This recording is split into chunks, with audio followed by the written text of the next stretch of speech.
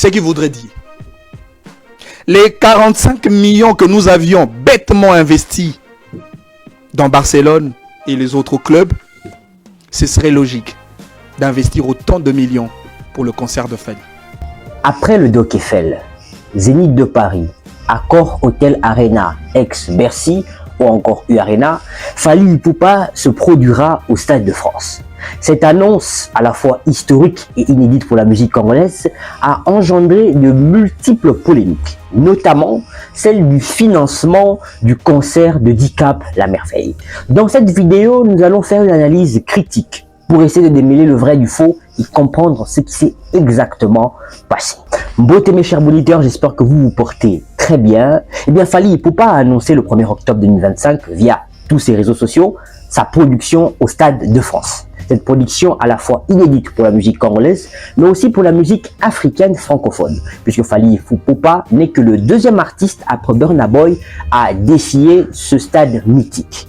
Mais il faut le préciser, il y a un personnage qui est très important dans cette analyse, qui pour moi est à la base de ce scandale de financement du concert de Fally Ipupa par le gouvernement congolais. Mais avant de l'évoquer, avant de dire de qui il s'agit, il faut d'abord rappeler que cette annonce a suscité une vague de réactions, positives notamment. J'ai dit à Fally hier que Top Congo, comme on était en Solidarité Congo, organisera à Paris des émissions spéciales sur son concert. Comme nous le savons, dans la musique congolaise, il y a toujours des polémiques.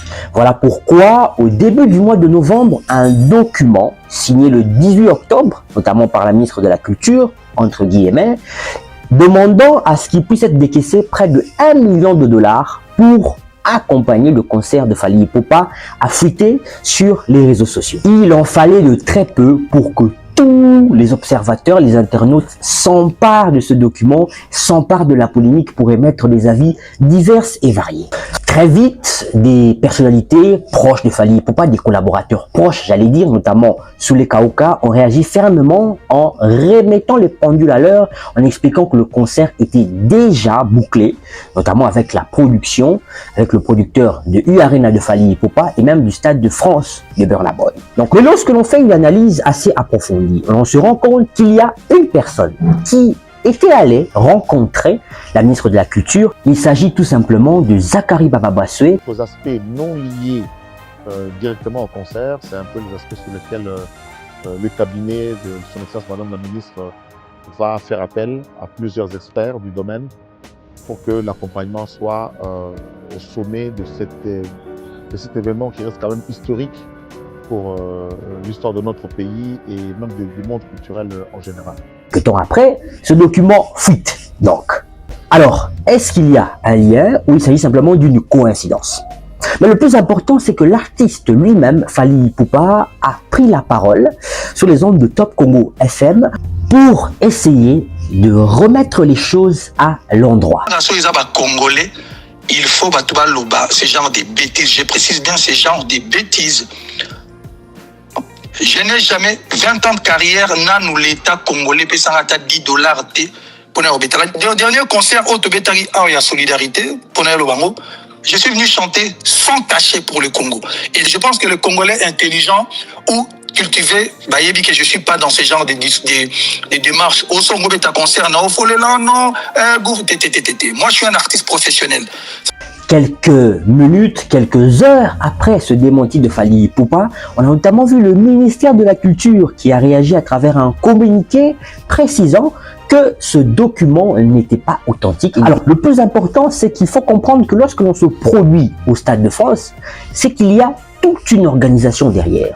Parce que le Stade de France est une salle mythique.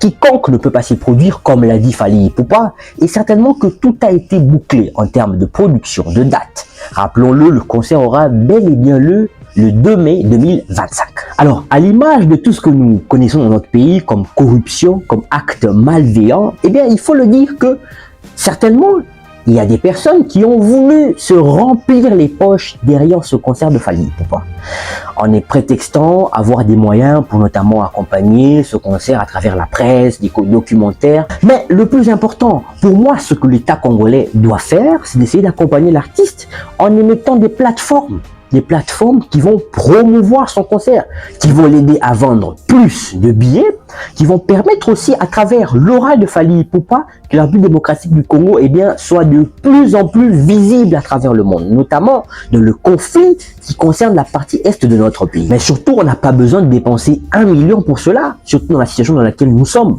Rappelons-le, dans le dernier classement des FMI, la RDC faisait partie des pays les plus pauvres. Et on ne comprendrait pas pourquoi 1 million pourrait être mis dans la promotion d'un concert qui est déjà bouclé, qui est déjà... Donc par cette note que nous mettons un terme à cette vidéo, chers boniteurs. Si vous avez un avis particulier, n'hésitez pas à les mettre en commentaire. Dites-nous, qu'est-ce que vous pensez de cette polémique du financement du concert de Fally Ipupa par le gouvernement?